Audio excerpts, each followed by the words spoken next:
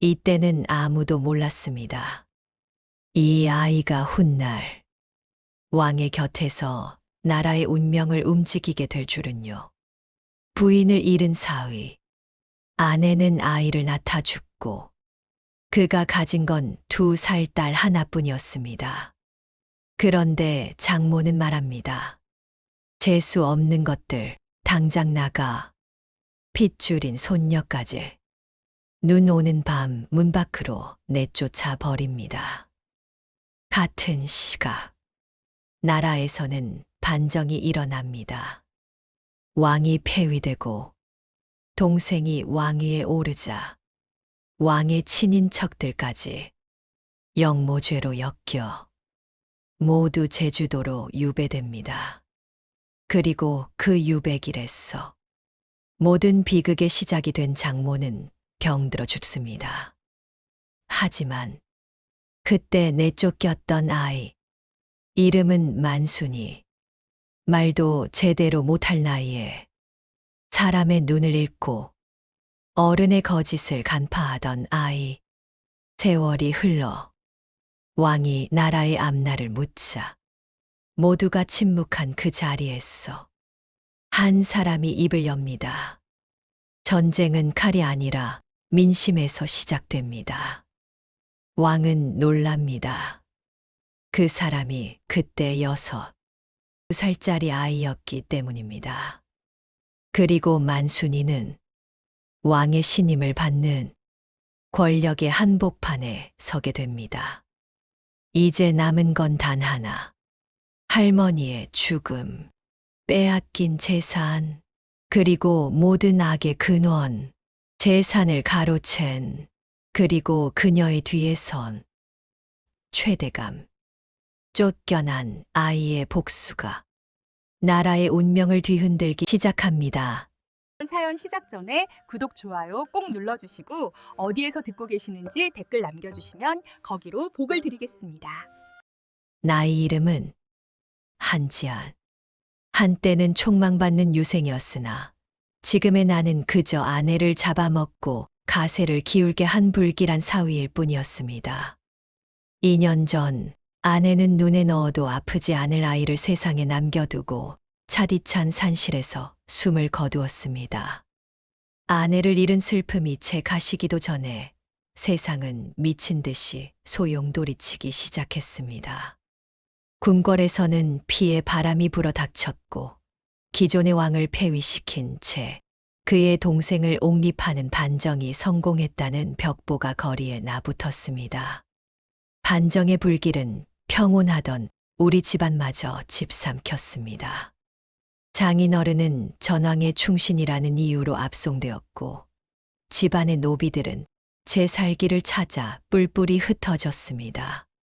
텅 빈 기와집에는 홀로 남은 장모님인 오씨 부인과 아내를 빼닮은 2살배기 딸 만순이, 그리고 무능한 나뿐이었습니다. 그런데 언제나 인자하기만 하던 장모님이 갑자기 귀신이라도 쓰인 듯 변해버리셨습니다. 장인어른이 끌려가시던 날 이후로 장모님은 안방에 틀어박혀 누구의 출입도 허락하지 않았습니다. 간혹 문틈으로 보이는 장모님의 눈빛은 예전의 온화함은 온데간데 없고 독사처럼 차갑고 날카로웠습니다. 어머니, 아이가 배가 고픈지 자꾸 보채옵니다. 미음이라도 조금만 내가 조심스럽게 안방문을 두드리면 돌아오는 것은 싸늘한 냉대와 모욕적인 언사뿐이었습니다. 입 닥치거라. 내 딸을 죽인 것도 모자라 이제는 내 집안까지 이 지경으로 만든 역신 같은 놈이 어디서 감히 입을 놀리느냐. 장모님의 목소리는 예전과는 달리 쇳소리가 섞여 있었고 그 안에는 뼈를 깎는 듯한 증오가 서려 있었습니다. 마을 사람들은 담장 너머로 들려오는 장모님의 고함에 혀를 찼습니다. 귀한 사위와 손녀를 저토록 짐승 취급하는 것을 보니 오씨 부인도 이제 노망이 단단히 난 모양이라며 수군거렸지요. 하지만 담장 안의 진실은 그보다 훨씬 참혹했습니다. 그해 겨울은 유독 모질었습니다. 칼바람이 문창지를 뚫고 들어와 뼈마디를 시리게 하던 밤이었습니다. 겨우 잠든 만순이를 품에 안고 찬기를 견디고 있는데 장모님이 갑자기 방문을 박차고 들어오셨습니다. 장모님의 손에는 다해진 보리자루 하나가 들려 있었습니다. 당장 이 집에서 나가거라. 너 같은 놈과 그 핏덩이를 더는 내 눈에 두기 싫다. 나는 내 귀를 의심했습니다. 이 엄동설 안에 그것도 걷지도 못하는 어린아이를 데리고 어디로 가란 말입니까? 나는 무릎을 꿇고 장모님의 옷자락을 붙잡았습니다. 어머니, 제발 살려주십시오. 제가 잘못했습니다. 하지만 이 아이는 어머니의 하나뿐인 손녀가 아닙니까? 이 눈보라 속으로 나가면 아이는 죽습니다. 하지만 장모님은 매정하게 내 손을 뿌리치셨습니다. 그리고는 들고 있던 보리자루를 내 가슴팍에 내던지셨습니다. 이거나 처먹고 죽든 살든 내 놈 마음대로 해라. 다시는 이 대문을 넘볼 생각 말 거라. 쾅 하는 소리와 함께 대문이 굳게 닫혔습니다. 장모님이 던진 보리자루에서는 눅눅하고 곰팡이 섞인 냄새가 났습니다. 눈발이 거세게 몰아치는 거리에서 나는 품 안에서 파들파들 떠는 만순이를 안고 목 놓아 울었습니다. 세상을 다 잃은 듯한 절망감에 가슴이 터져 나갈 것 같았습니다. 마을 저편에서는 반정공신들의 웃음소리가 들려왔고 우리 집안의 모든 재산을 가로채기로 했다는 최대감의 하수인들이 횃불을 들고 이쪽으로 오고 있었습니다. 그때는 몰랐습니다. 장모님이 던진 그 곰팡이 핀 보리자루가 우리를 사지로 내몬 것이 아니라 거대한 음모 속에서 우리를 지키기 위한 유일한 구명줄이었다는 것을 말입니다.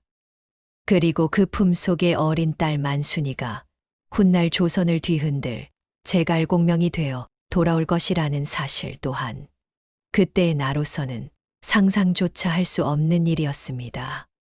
나는 차가운 눈바람을 뚫고 걷기 시작했습니다. 발등까지 빠지는 눈길을 헤치며 나를 버린 장모님과 우리 집안을 짓밟은 최대감을 향한 복수심을 심장에 새겼습니다. 하지만 만순이가 내 품에서 나지막이 내뱉은 첫마디에 나는 멈춰 설 수밖에 없었습니다. 아버지 할미 울어 2살 배기 아이의 눈망울에는 대문 틈 사이로 빛은 입을 틀어막고 오열하던 장모님의 마지막 모습이 담겨 있었습니다. 그 아이는 이미 알고 있었던 것일까요? 이 모든 비극 속에 숨겨진 뜨거운 진실을 말입니다. 포졸들에게 끌려가는 길은 지옥 그 자체였습니다. 전왕의 먼 친척이라는 죄명은 굴레가 되어 나의 목을 조였고 각 걸음 마를 땐 만순이는 죄인의 자식이라는 낙인이 찍힌 채 거친 길바닥을 굴러야 했습니다. 한양에서 남쪽 끝 전라도 해안까지 이어지는 그 길 위에서 나는 수없이 죽음을 생각했습니다. 하지만 나를 버텼게 한 것은 품 안에서 가냘프게 숨을 쉬는 딸아이와 등 뒤에 짊어진 그 무거운 보리자루였습니다. 이놈아, 그 썩은 보리나마나 버리고 가라니까. 냄새가 진동을 하는구나. 포졸들이 채찍을 휘두르며 조롱했지만 나는 결코 그 자루를 놓지 않았습니다. 그것은 장모님이 나를 인간 이하로 취급하며 던져준 마지막 모욕의 증거이자 동시에 내가 이 세상에서 유일하게 가지고 나온 우리 집안의 파편이었기 때문입니다. 압송 행렬이 추풍령 고개를 넘을 무렵 기적처럼 한 여인을 만났습니다. 누더기가 된 관복 차림으로 병자들 틈에 섞여 끌려가던 여인, 바로 나의 장모 오씨 부인이었습니다. 그녀 역시 영모의 가담자로 몰려 제주 유배 명단에 이름을 올린 것이었습니다. 며칠 전만 해도 기세등등하게 나를 내쫓던 그 위엄은 사라지고 초점 잃은 눈동자와 피고름이 맺힌 입술만이 그녀의 고단함을 말해주고 있었습니다. 어머니, 어찌 이 지경이 되셨습니까? 내가 달려가려 하자 포졸의 발길질이 날아왔습니다. 장모님은 먼지 구덩이에 쓰러져 나를 바라보았습니다. 그런데 이상했습니다. 그녀의 눈에는 원망이나 도끼가 아니라 깊이를 알 수 없는 애처로움과 안도감이 교차하고 있었습니다. 그녀는 갈라진 목소리로 간신히 한마디를 내뱉었습니다. 자루는 잘 챙겼느냐? 그것이 그녀가 나에게 건넨 마지막 대화였습니다. 그날 밤 노숙하던 주막의 헛간에서 장모님은 끝내 숨을 거두었습니다. 유배지에 도착하기도 전에 차가운 시신이 되어버린 장모님을 보며 나는 오열했습니다. 하지만 슬퍼할 겨를도 없이 포졸들은 시신을 대충 가마니에 싸서 산비탈에 묻어버렸고 나는 다시 만순이를 업고 길을 나서야 했습니다. 배를 타고 제주로 향하는 거친 물결 위에서 나는 마침내 그 보리자루를 열었습니다. 겉면의 곰팡이를 털어내고 자루 안감을 뜯어내자 나는 그만 넋을 잃고 말았습니다. 썩은 보리알들 사이에서 쏟아져 나온 것은 누렇게 변색된 서찰 수십 장과 장모님이 평생 끼고 다니던 비취 가락지, 그리고 엄청난 양의 은전이었습니다. 서찰에는 장모님이 왜 그토록 모질게 나를 내쫓았는지 그 피 맺힌 이유가 적혀 있었습니다. 지아나, 내 사위야. 최대감이 반정공신들과 결탁하여 우리 가문의 재산을 노리고 영모를 조작했다. 너희를 내 옆에 두면 모두가 몰살당할 것이 뻔하기에 일부러 너희를 내쫓아 타인처럼 보이게 한 것이다. 이 은전으로 부디 멀리 떠나 아이를 살려라. 그리고 이 서찰들은 최대감이 가짜 투서를 조작했다는 증거이니 훗날을 기약하며 목숨처럼 지켜야 한다. 나는 배 밑창에서 소리 죽여 울었습니다. 장모님은 홀로 그 모든 오욕을 짊어지고 죽음의 길을 택하시며 우리 부녀에게는 살기를 열어주셨던 것입니다. 그때 내 품에 안겨있던 소 살배기 만순이가 작은 손으로 내 눈물을 닦아주며 말했습니다. 아버지, 울지 마. 할미가 여기 있어. 아이는 자신의 가슴팍을 가리켰습니다. 믿기지 않는 일이었습니다. 말도 겨우 떼었을 아이가 장모님이 남긴 서찰의 내용과 그 희생의 무게를 이미 본능적으로 느끼고 있었던 것입니다. 만순이의 눈동자는 여느 아이들과 달랐습니다. 한 번 본 길은 절대 잊지 않았고 포졸들이 나누는 은밀한 대화를 듣고는 위험을 미리 알려주기까지 했습니다. 제주 유배지에 도착했을 때 우리를 기다리는 것은 무시무시한 풍토병과 최대감이 보낸 자객들의 감시였습니다. 하지만 내 곁에는 장모님이 목숨과 바꾼 유산, 그리고 벌써부터 어른들의 수를 읽어내는 천재적인 딸 만순이가 있었습니다. 나는 결심했습니다. 이 아이를 조선에서 가장 날카로운 칼로 키워내겠다고. 그리고 우리 장모님의 이름을 더럽히고 우리 집안을 도륙한 최대감의 심장을 반드시 꿰뚫겠노라고 말입니다. 제주도의 바닷바람은 육지의 그것과는 달랐습니다. 살점을 떼어낼 듯 날카로운 소금바람은 유백에게 뼈마디를 파고들었고 검은 현무암 사이로 불어오는 돌바람은 가난한 자들의 희망을 여지없이 꺾어 놓았습니다. 장모님이 남겨주신 은전은 목숨보다 귀한 것이었으나 유배지라는 감옥 안에서 섣불리 돈을 쓰는 것은 곧 죽음을 자초하는 일과 같았습니다. 나는 관가에서 내어준 다 쓰러져가는 헛간에서 만순이를 끌어안고 하루하루를 버텼습니다. 하지만 그 모진 세월 속에서 나의 딸 만순이는 마치 척박한 바위 틈을 뚫고 피어난 들꽃처럼 놀라운 성장을 보였습니다. 5살이 되던 해 아이는 이미 천자문을 독파하고 아비인 내가 가르치지도 않은 병법서의 글귀들을 읊조리기 시작했습니다. 유배지에 버려진 낡은 종이, 뭉치와 숯검덩이가 아이의 붓과 먹이였습니다. 만순이는 바닥에 지도를 그리며 바다의 물길과 바람의 방향을 계산했고 마을 어른들이 해결하지 못하는 분쟁을 단 3마디의 논리로 잠재우곤 했습니다. 아버지, 저기 서쪽 하늘을 보세요. 내일은 큰 풍랑이 일 것이니 어부들에게 배를 띄우지 말라 하세요. 반신반의하며 전한 아이의 말은 단 한 번도 틀린 적이 없었습니다. 사람들은 만순이를 보며 바다의 신령이 내린 아이라며 경외심을 품었으나 나는 아이의 그 명석함이 오히려 독이 될까 두려워 밤잠을 설쳤습니다. 최대감의 눈이 이곳 제주까지 닿아 있었기 때문입니다. 실제로 비극은 다시 한번 우리를 덮쳤습니다. 최대감의 사주를 받은 제주 목사의 수아들이 우리 부녀를 감시하며 장모님이 남긴 자료의 행방을 쫓기 시작한 것입니다. 그들은 우리가 가진 은전을 빼앗기 위해 밤마다 헛간 주위를 서성였고 급기야 내가 관가의 노역을 나간 사이 만순이를 납치하려 들었습니다. 그날 노역을 마치고 돌아온 나는 엉망이 된 헛간과 피를 흘리며 쓰러져 있는 자객들을 보고 경악했습니다. 7살 작은 아이가 감당할 수 있는 광경이 아니었습니다. 하지만 만순이는 옷에 묻은 먼지를 털어내며 차분한 목소리로 나를 맞이했습니다. 아버지, 걱정 마세요.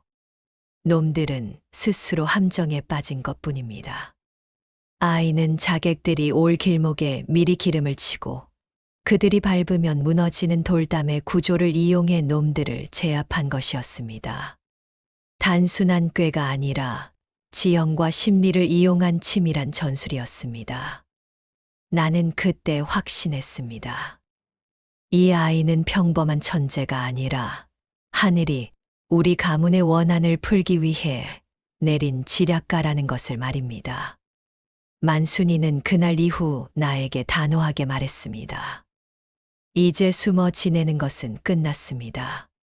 할머니를 죽음으로 몰아넣고 아버지를 역적으로 만든 자들은 지금쯤 한양에서 호의호식하고 있겠지요. 하지만 그들이 잊은 것이 있습니다.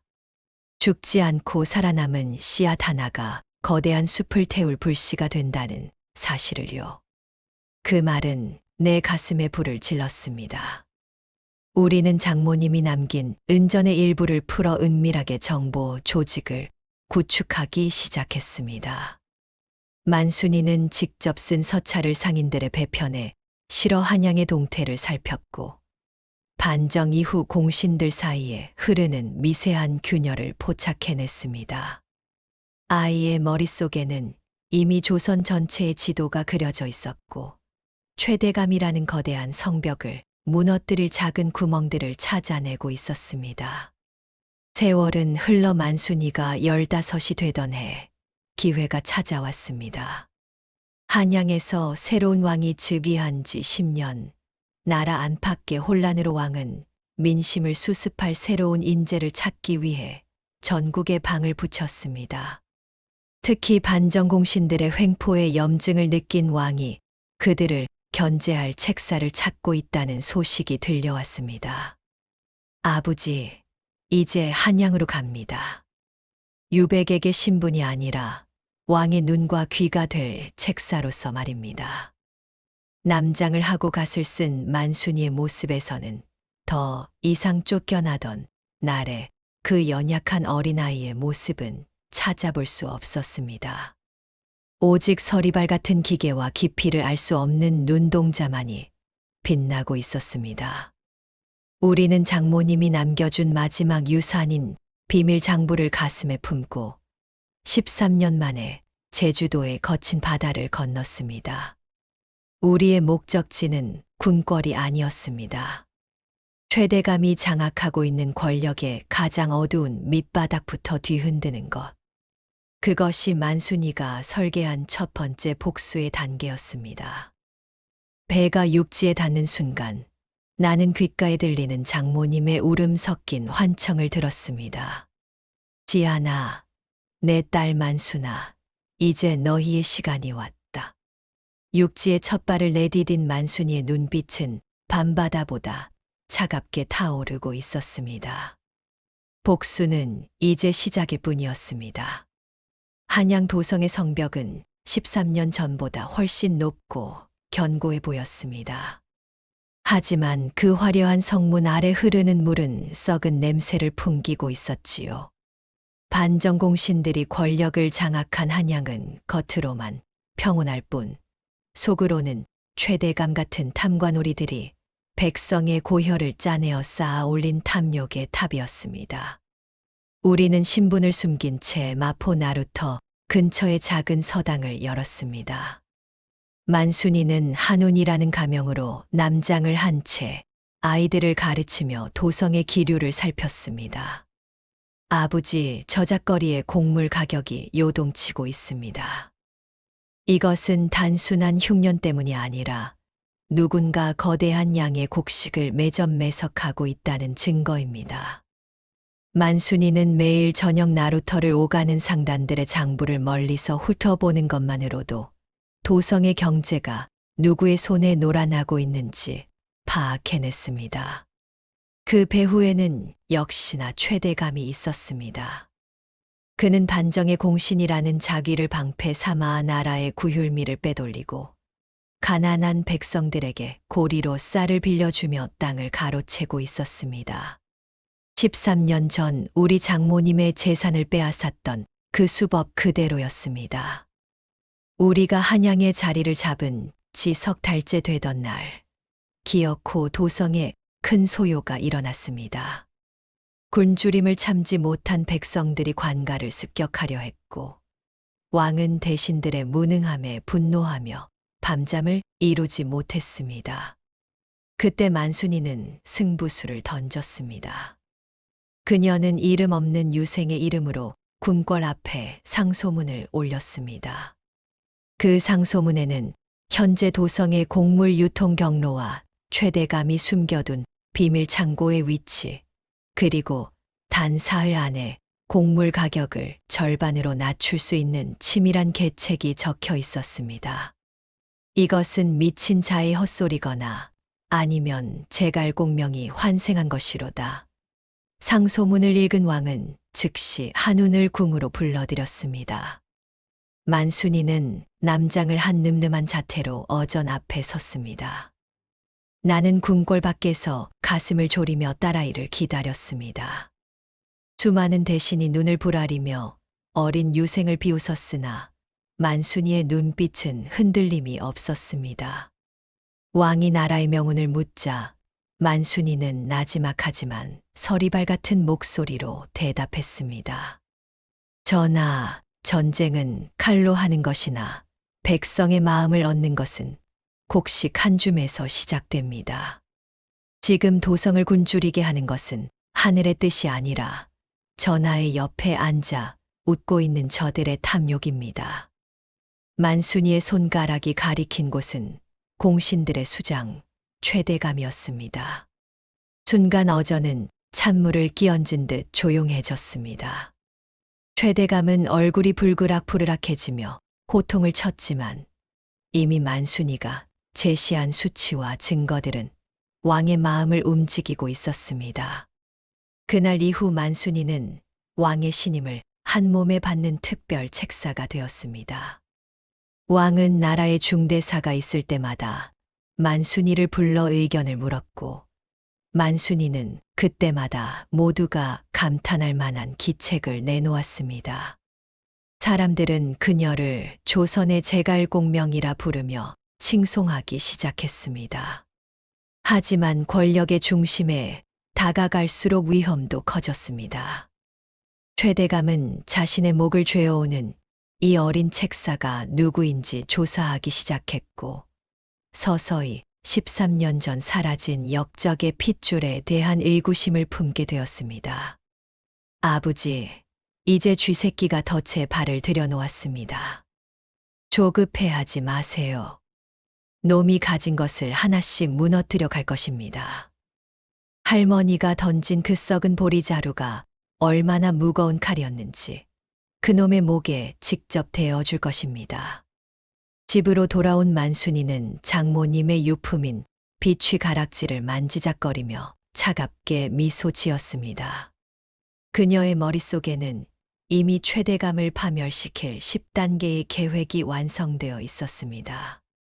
하지만 인트로에서 보았던 그 장면, 왕이 만순이의 정체를 알고 경악하게 되는 그 순간까지는 아직 갈 길이 멀었습니다.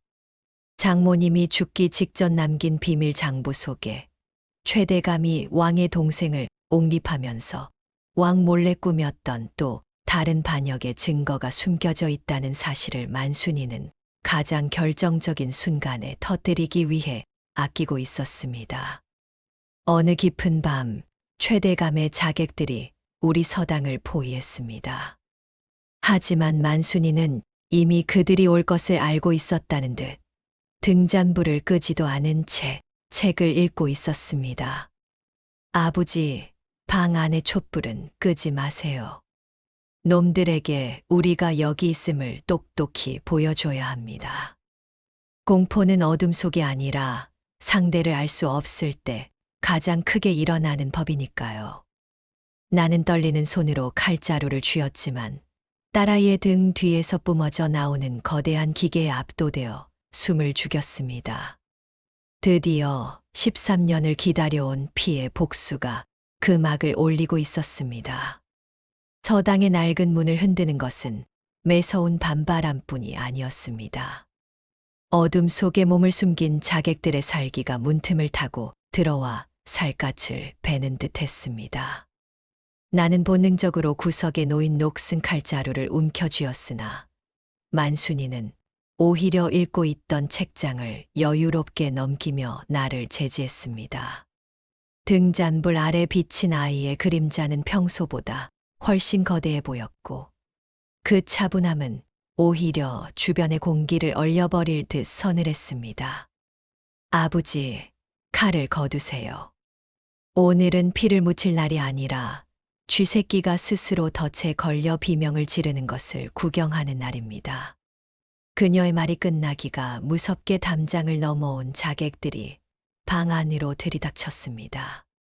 시퍼런 칼날이 만순이의 목을 겨눴지만 만순이는 눈 하나 깜빡이지 않고 고개를 들어 우두머리로 보이는 자를 응시했습니다. 그 짧은 순간 방 안에는 기묘한 정적이 감돌았습니다. 죽음을 앞둔 자의 공포는커녕 사냥감을 비웃는 포식자의 여유가 만순이의 눈동자에 가득했기 때문입니다.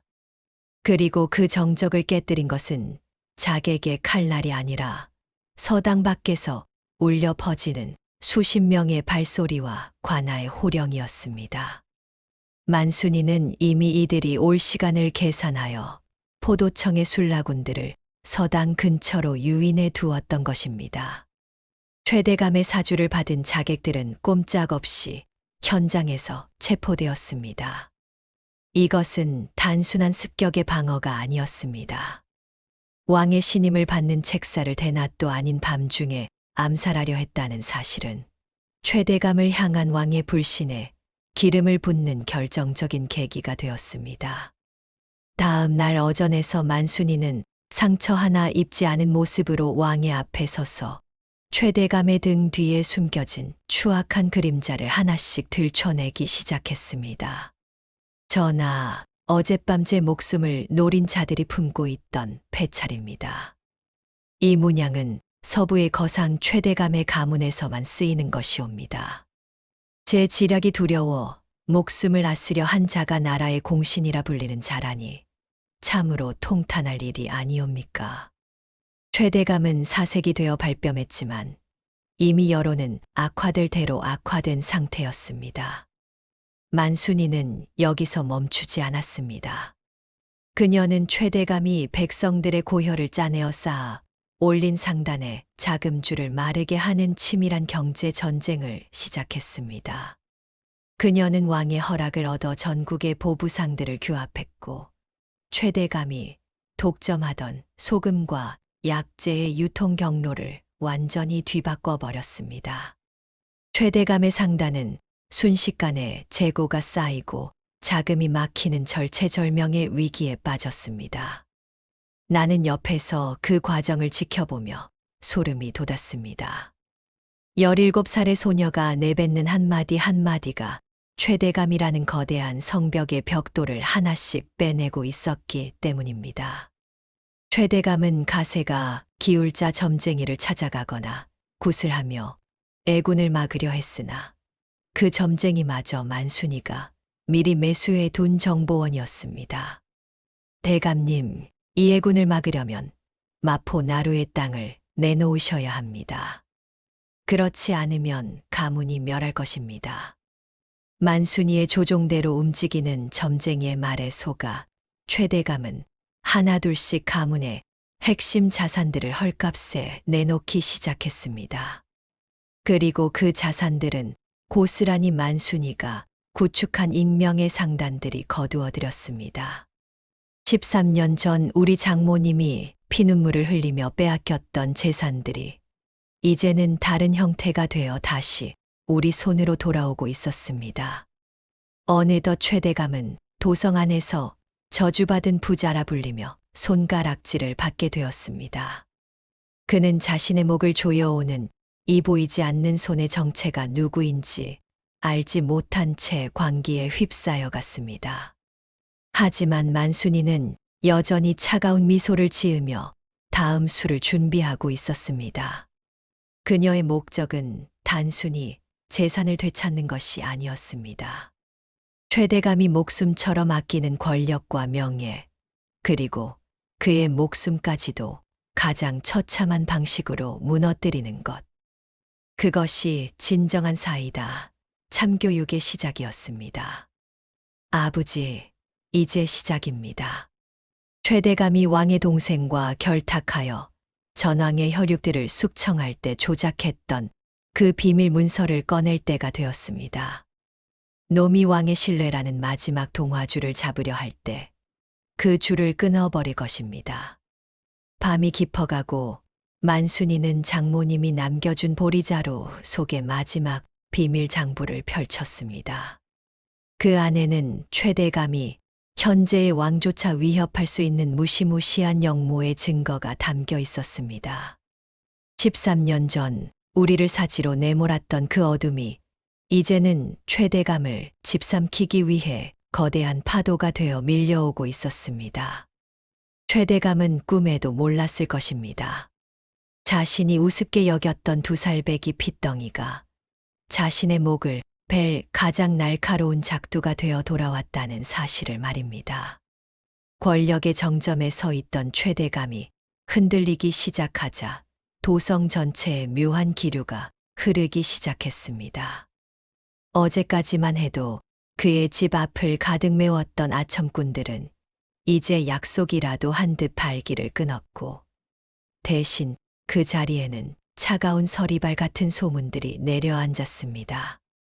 만순이는 서당의 작은 방에서 매일 밤 등잔불을 밝히고 장모님이 목숨과 맞바꿨던 그 썩은 보리자루 속 서찰들을 다시금 정리했습니다. 13년의 세월 동안 누렇게 바래고 곰팡이 냄새가 뱄지만 그 안에 적힌 글자들은 여전히 시퍼런 칼날이 되어 최대감의 심장을 겨냥하고 있었습니다. 나는 옆에서 말없이 먹을 갈며 딸아이의 옆 얼굴을 바라보았습니다. 이제는 제법 여인의 향기가 풍길 법도 한 나이였으나 남장을 한 채 지도를 응시하는 만순이의 눈빛은 백전노장 장수보다 더 깊고 서늘했습니다. 만순이는 단순히 최대감의 재산을 뺏는 것에 만족하지 않았습니다. 그녀가 원하는 것은 최대감이 가장 자신만만해하는 충성심이라는 가면을 왕의 앞에서 직접 벗겨내는 것이었습니다. 아버지, 최대감이 드디어 마지막 패를 꺼내려 합니다. 자신의 결백을 증명하기 위해 전왕의 잔당들을 일소하겠다는 상소를 올릴 것입니다. 하지만 그것이 곧 제 무덤이 될 줄은 꿈에도 모르겠지요. 만순이의 예언은 한치의 오차도 없이 적중했습니다. 위기에 몰린 최대감은 왕에게 다시 한번 신임을 얻기 위해 과거 반정 당시 미처 숙청하지 못한 반대파들의 명단을 조작하여 올렸습니다. 그 명단에는 놀랍게도 현재 왕에 가장 가까운 종친들까지 포함되어 있었습니다. 이것은 최대감의 도박이었습니다. 공포 정치를 부활시켜 자신의 입지를 다시 세우려 한 것이었죠. 하지만 만순이는 이미 그 명단이 조작될 것을 예견하고 장모님이 남긴 비밀 장부 속에 있던 진짜 명단과 비교하여 최대감이 어떻게 증거를 위조했는지를 낱낱이 파헤친 반박문을 준비해 두었습니다. 그날의 어전 회의는 그야말로 피말리는 전장이었습니다. 최대감이 당당하게 조작된 명단을 내놓으며 역적들을 처단해야 한다고 소리 높여 외칠 때 만순이는 뒤에서 조용히 걸어 나와 왕의 발치에 낡은 서찰 한 장을 올렸습니다. 그것은 13년 전 최대감이 현재 왕의 동생인 대군을 역모로 몰아 죽이려 했던 음모가 담긴 그의 친필 서약서였습니다. 장모님 오씨 부인이 집안이 몰락하던 그 아수라장 속에서 최대감의 측근을 매수해 빼돌렸던 가문의 마지막 보루였습니다. 전하, 여기 이 서찰에 적힌 필체를 보소서. 13년 전 대군 마님을 사지로 몰아넣었던 그 음흉한 손길이 오늘 또다시 전하의 형제와 백성들을 피로 물들이려 하고 있나이다. 이래도 이 자를 공신이라 부르시겠나이다. 어저는 순식간에 차가운 정적에 휩싸였습니다. 왕의 안색은 창백해졌고 서찰을 확인한 왕의 손은 부르르 떨리기 시작했습니다. 자신의 동생을 죽이려 했던 배후가 가장 믿었던 공신 최대감이었다는 사실은 왕에게 참을 수 없는 배신감을 안겨주었습니다. 최대감은 그 자리에서 털썩 무릎을 꿇으며 살려달라고 애원했습니다. 이것은 모함입니다. 저 어린 놈이 역적의 문서로 저를 음해하는 것입니다. 최대감의 고함이 궁궐천장을 울렸지만 만순이는 차갑게 비웃으며 마지막 일격을 가했습니다. 그녀는 품속에서 장모님의 유품인 비취 가락지를 꺼내어 높이 들었습니다. 역적의 문서라 하셨습니까? 대감, 13년 전 강원도 깊은 산골에서 만삭의 며느리를 내쫓고 사위와 2살배기 손녀를 사지로 내몰아 가문을 도륙한 자가 누구인지 정녕 잊으셨단 말씀입니까? 이 가락지의 주인이 누구인지 보시고도 그런 말이 나오십니까? 순간 최대감의 동공이 지진이라도 난 듯 흔들렸습니다. 13년 전 자신이 완벽하게 멸문시켰다고 믿었던 그 집안의 핏줄이 자신의 목에 칼을 들이댄 채 눈앞에 서 있다는 사실을 깨달은 것입니다. 2살배기 핏덩이가 자라 왕의 책사가 되어 돌아왔다는 경악스러운 진실 앞에 최대감은 비명조차 지르지 못했습니다. 나는 궁궐문 밖에서 만순이를 기다리며 장모님의 무덤이 있는 남쪽 하늘을 바라보았습니다. 장모님, 이제야 당신의 그 모진 눈물이 빛을 발하기 시작했습니다. 당신이 던져준 썩은 보리자루가 이제는 저 악인의 심장을 도려내는 정의의 칼날이 되었습니다. 왕의 노호 소리가 담장 너머로 들려왔고 포졸들이 들이닥쳐 최대감의 관복을 찢고 포승줄로 묶는 광경이 펼쳐졌습니다.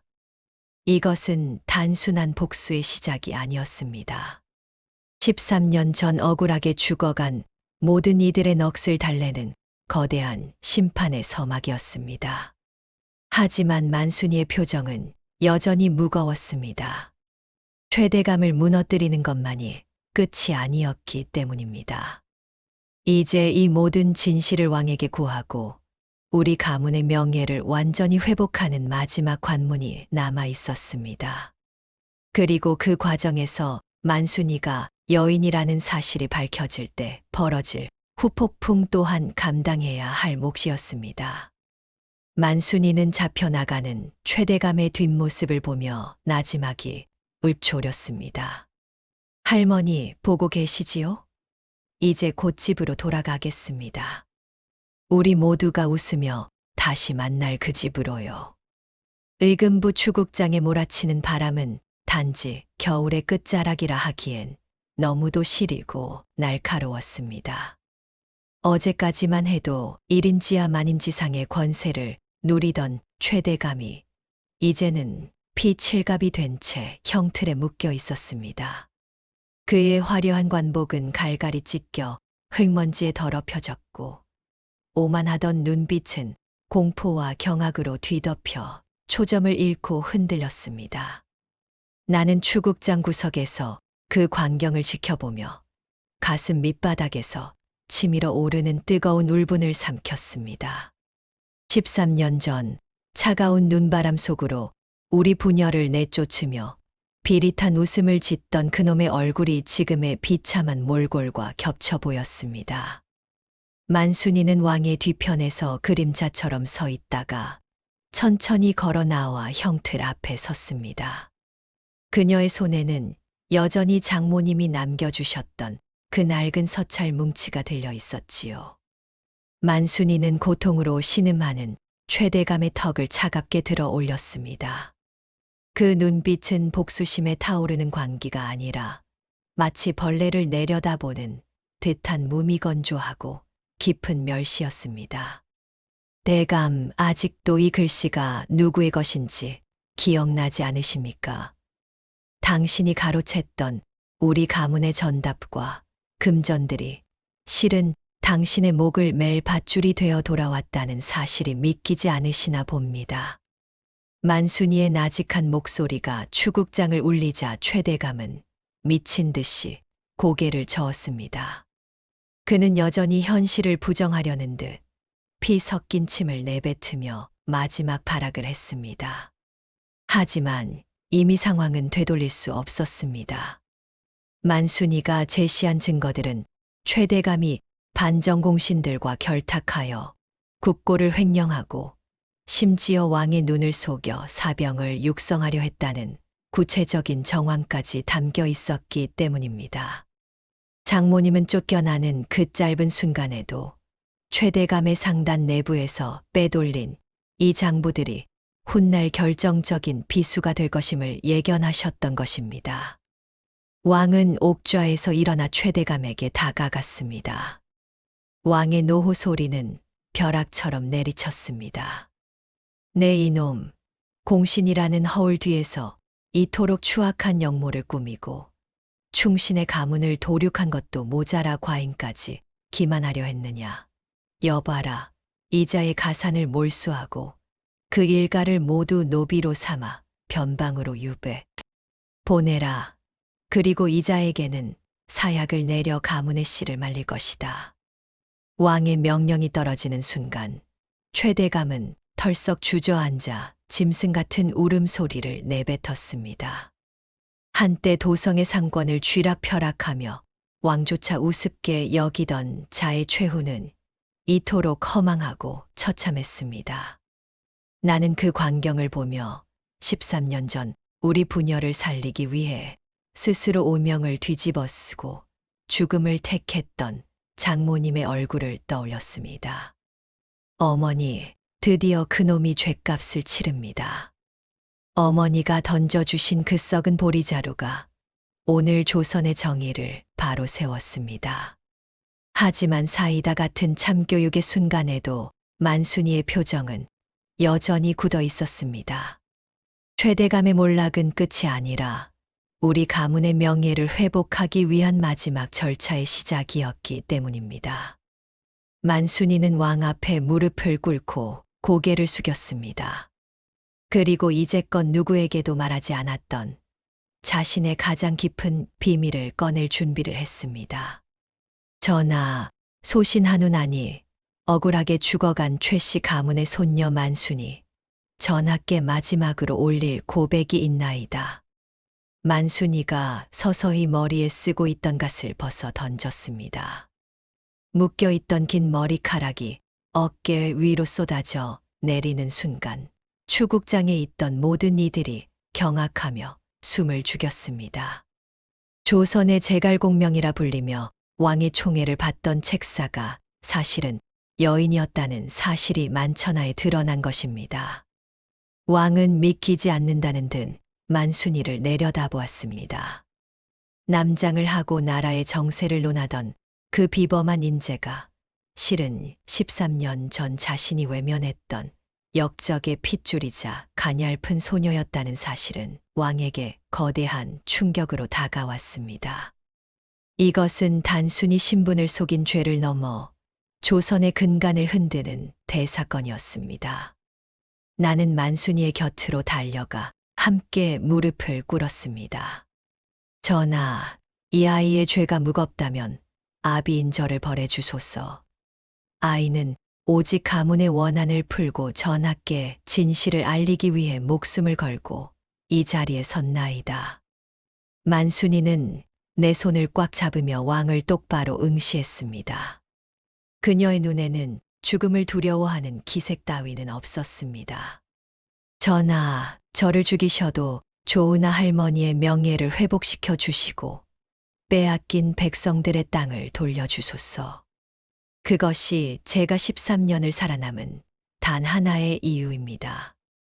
정적이 흐르는 추국장, 왕의 입술이 미세하게 떨렸습니다. 최대감을 처단한 환희도 잠시, 이제 왕은 자신의 가장 소중한 책사이자 동시에 법도를 어긴 이 여인을 어떻게 처분해야 할지 잔인한 선택의 기로에 서게 되었습니다. 시청자 여러분, 과연 왕은 만순이를 용서하고 가문의 명예를 회복시켜 줄까요? 아니면 국법을 어긴 죄로 그녀마저 처형하게 될까요? 이제 모든 복수가 끝난 것처럼 보였던 그 순간, 예상치 못한 새로운 위기가 우리 부녀를 기다리고 있었습니다. 추국장의 무거운 침묵은 영겁의 시간처럼 길게 느껴졌습니다. 남장을 한 채 임금의 머리가 되어 도성을 뒤흔들던 천재 지략가가 실은 쫓겨난 역적 가문의 여식이었다는 사실은 그 자리에 몰인 모든 대신과 군사들의 숨통을 틀어쥐었습니다. 나는 바닥에 이마를 짓지으며 딸아이의 목숨만은 살려달라고 소리 없이 울부짖었습니다. 하지만 내 곁에 무릎을 꿇은 만순이의 등은 대나무처럼 곧게 펴져 있었고 왕을 응시하는 그녀의 눈동자에는 한 점의 흔들림도 없었습니다. 그것은 죽음을 각오한 자만이 가질 수 있는 서늘하도록 아름다운 기계였습니다. 왕의 시선이 한참 동안 만순이의 얼굴에 머물렀습니다. 노여움이었을까요? 아니면 경이로움이었을까요? 마침내 왕이 입을 열었을 때 그 목소리는 예상과 달리 낮고 깊은 울림을 담고 있었습니다. 왕은 옥좌에서 천천히 내려와 만순이의 앞에 멈춰 섰습니다. 그리고는 그녀가 벗어 던진 갓을 직접 집어들었습니다. 여인의 몸으로 남장을 하여 과인을 속인 죄, 이는 국법으로 다스려 마땅하다. 하나, 만약 내가 아니었다면 과인은 여전히 저 간신의 소나귀에서 꼭두각시 노릇을 하며 내 형제와 백성들을 피로 물들였을 것이로다. 너의 기만은 과인을 살렸고 너의 지략은 이 나라의 명운을 지켰으니 이를 어찌 죄라 하겠느냐. 왕의 교지는 전율 그 자체였습니다. 왕은 그 자리에서 만순이의 죄를 묻지 않을 것임을 선포했습니다. 뿐만 아니라 13년 전 최대감의 농간에 넘어가 억울하게 멸문지화를 당했던 우리 최 씨 가문의 명예를 완전히 회복시켜 주라는 엄명을 내렸습니다.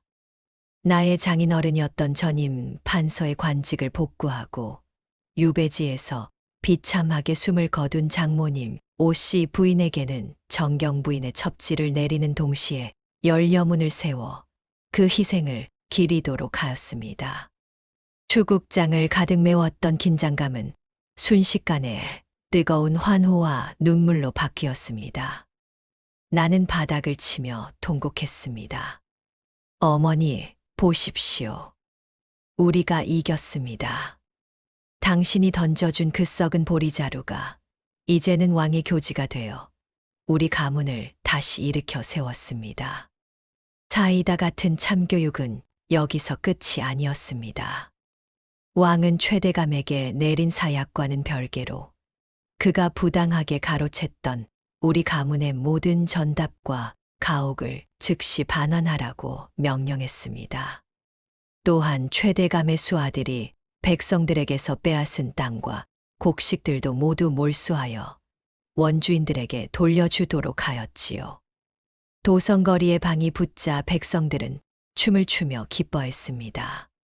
최대감의 집안은 문자 그대로 풍비박산이 났고 그의 아들들과 친인척들은 줄줄이 포승줄에 묶여 변방의 노비로 끌려갔습니다. 13년 전 우리가 당했던 고통을 그들은 1000배, 10,000배로 되돌려 받게 된 것입니다. 며칠 뒤 우리는 마침내 꿈에 그리던 옛집으로 돌아갔습니다. 잡초가 무성하고 퇴락한 기와집이었지만 대문을 들어서는 순간 나는 아내의 온기와 장모님의 향취를 느꼈습니다. 만순이는 제일 먼저 집 뒤편 양지 바른 곳에 장모님의 가묘를 세우고 제주도에서 가져온 흙한 줌과 비취 가락지를 올렸습니다. 그리고 장모님이 우리를 내쫓으며 던져주었던 그 낡은 보리자루를 제단 앞에 바쳤습니다. 할머니, 이제 돌아왔어요. 할머니가 지켜주신 이 목숨으로 할머니의 억울함을 씻고 우리 집안을 다시 세웠습니다. 이제는 차가운 눈바람 속에서 울지 마시고 이곳에서 편히 쉬세요. 만순이의 눈에서 처음으로 어린아이 같은 맑은 눈물이 흘러내렸습니다. 복수를 위해 강철처럼 단단해졌던 그녀의 마음이 장모님의 묘 앞에서 비로소 녹아내린 것입니다. 나는 딸아이의 어깨를 감싸 안았습니다. 2살 배기 핏덩이가 자라 가문의 복수를 완수하고 나라를 구한 지략가가 되기까지 그 험난했던 유배길과 한양에서의 숨막히는 투쟁들이 주마등처럼 스쳐 지나갔습니다. 하지만 이야기는 여기서 멈추지 않습니다. 가문의 재건은 시작일 뿐이었습니다.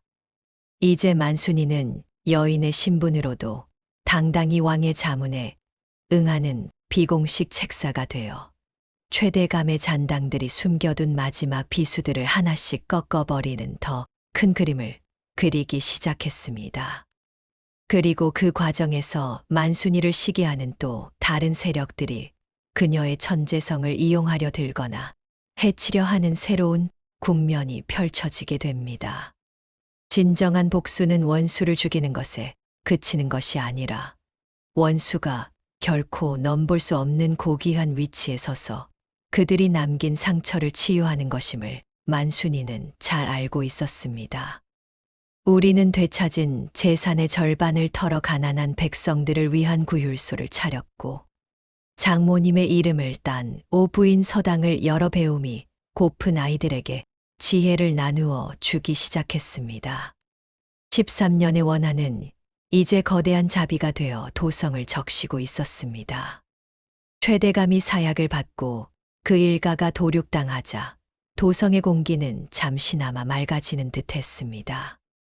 우리 가문의 이름은 복권되었고 옛집의 대문에는 왕이 직접 내린 현판이 걸렸지요. 하지만 권력의 생리란 참으로 비정하고도 끈질긴 것이었습니다. 거대한 거목이 쓰러지자 그 그늘 밑에서 기생하던 독버섯 같은 무리가 머리를 들이밀기 시작했습니다.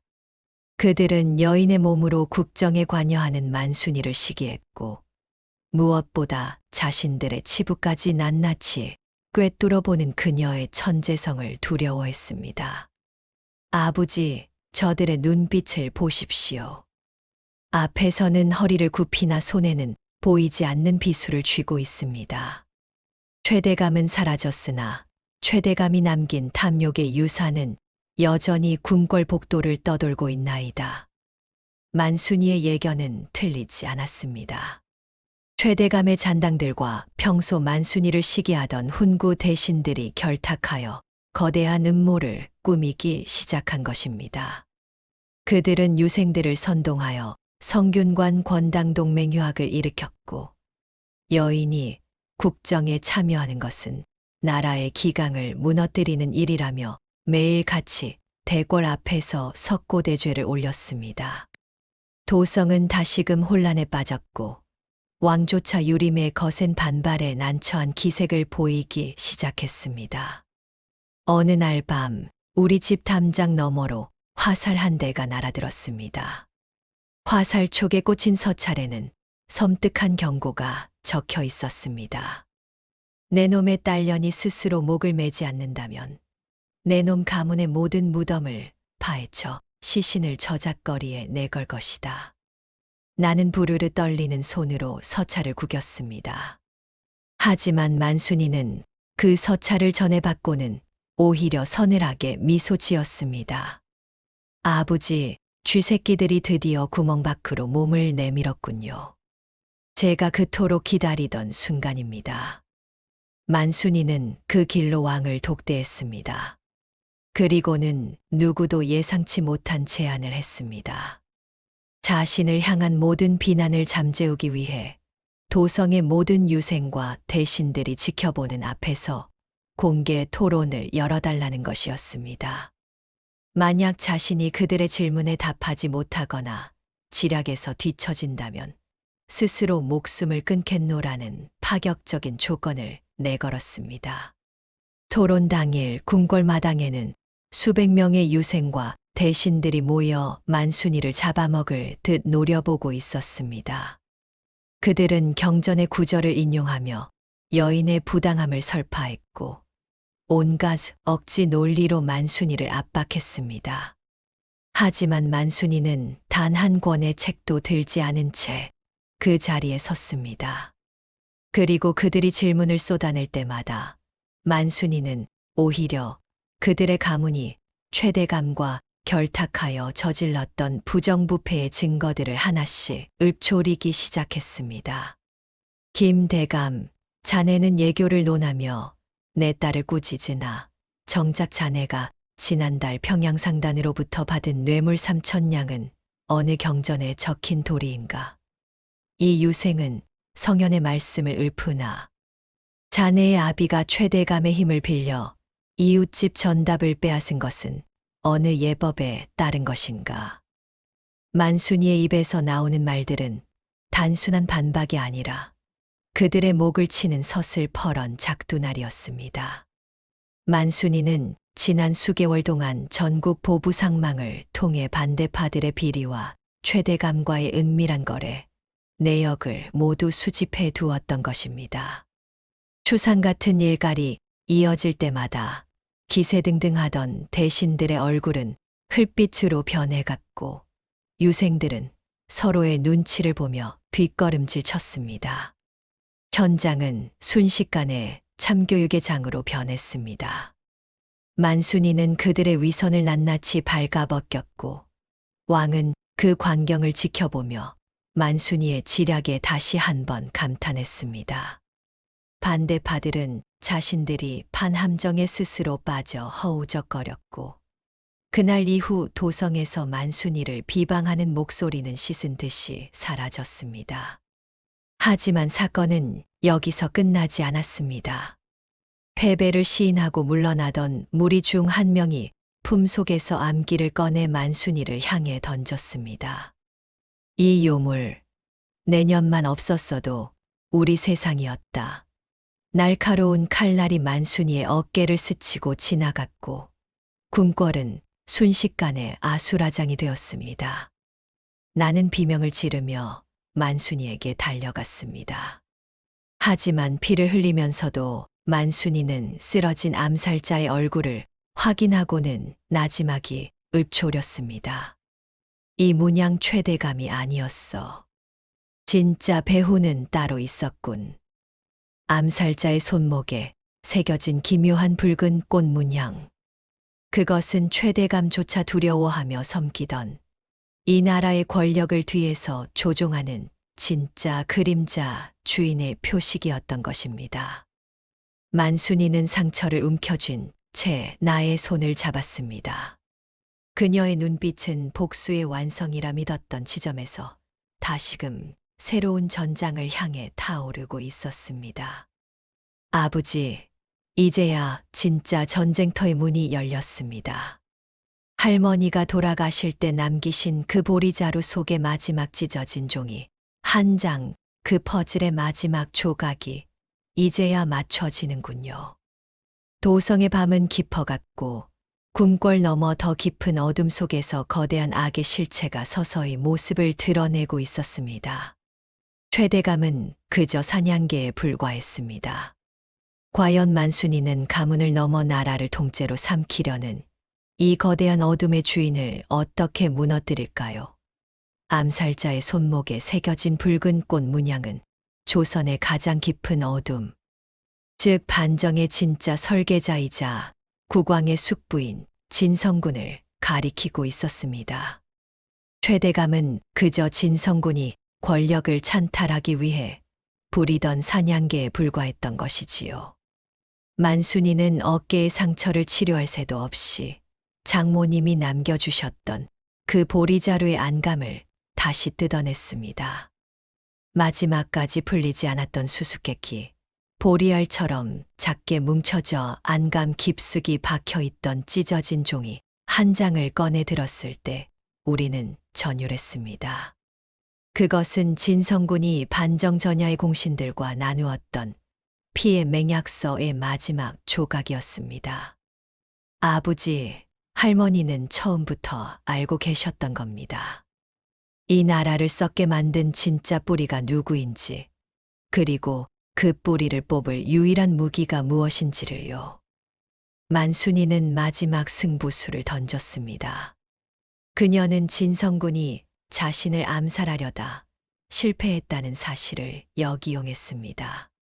그녀는 스스로 죽은 것처럼 위장하여 도성에 부고를 냈고 방심한 진성군이 남은 증거들을 인멸하기 위해 자신의 비밀 금고를 여는 그 순간을 노렸습니다.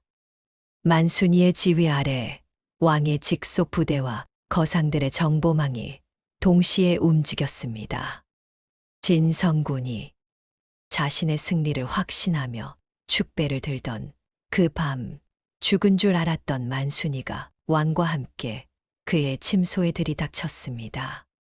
진성군은 사색이 되어 칼을 뽑았지만 만순이는 차갑게 비웃으며 장모님이 남긴 마지막 맹약서 조각을 그의 얼굴에 던졌습니다.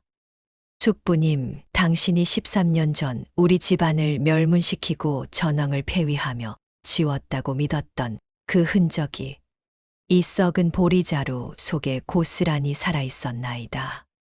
할머니의 눈물이 밴 이 종이 한 장이 오늘 당신의 목을 칠 것입니다. 왕은 자신의 숙부가 꾸민 추악한 반역의 증거를 목도하고는 통곡 섞인 분노를 터뜨렸습니다. 진성군은 그 자리에서 포박되었고 그를 따르던 모든 그림자 세력은 하룻밤 사이에 일소되었습니다. 이것이야말로 13년을 기다려온 진정한 대참교육의 마침표였습니다. 폭풍우가 지나간 도성에는 마침내 평화가 찾아왔습니다. 왕은 만순이의 공을 치하하며 그녀에게 관직을 제안했으나 만순이는 정중히 거절했습니다. 그녀는 화려한 비단옷 대신 다시 수수한 차림으로 돌아와 장모님이 내쫓기듯 떠났던 그 옛집의 마당을 쓸었습니다. 우리 가문은 다시 조선에서 가장 존경받는 명문가로 우뚝 섰고 최대감에게 빼앗겼던 모든 전답은 백성들에게 골고루 나누어졌습니다. 세월이 흘러 어느 봄날 강원도 산골, 장모님이 돌아가신 600일 근처에는 보리 서당이라는 이름의 작은 학교가 생겼습니다. 백발이 희끗해진 나는 아이들에게 글을 가르치는 만순이의 뒷모습을 흐뭇하게 바라보곤 합니다. 만순이는 이제 왕의 책사가 아닌 가난한 아이들의 어머니이자 스승으로 살아가고 있습니다. 서당 마당에는 장모님이 그토록 아끼던 꽃들이 흐드러지게 피어났지요. 나는 마루에 앉아 낡은 대나무 소쿠리를 어루만집니다. 그 안에는 이제 썩은 보리 대신 아이들이 직접 수확한 싱싱한 곡식과 장모님의 유품인 비취 가락지가 놓여 있습니다. 장모님 보고 계십니까? 당신이 던져주신 그 모진 사랑이 이제는 이토록 아름다운 지혜의 꽃이 되어 조선 천지의 향기를 퍼뜨리고 있습니다. 바람이 불어와 만순이의 머리카락을 스치고 지나갈 때 나는 보았습니다. 하늘에서 장모님이 비로소 환하게 웃으며 우리를 내려다보고 계신 것을요. 자식을 살리기 위해 스스로 앞길을 자처했던 할머니의 희생과 그 뜻을 이어받아 나라를 바로 세운 손녀의 지략. 이들의 이야기는 단순한 복수극이 아니라 죽음조차 갈라놓을 수 없는 위대한 천륜의 승리였습니다. 오늘도 보리 서당의 아이들은 낭낭한 목소리로 글을 읽습니다. 겉모습은 투박하고 보잘것없는 보리자루일지라도 그 안에 담긴 진실은 세상을 바꿀 수 있다는 그 지혜를 말입니다.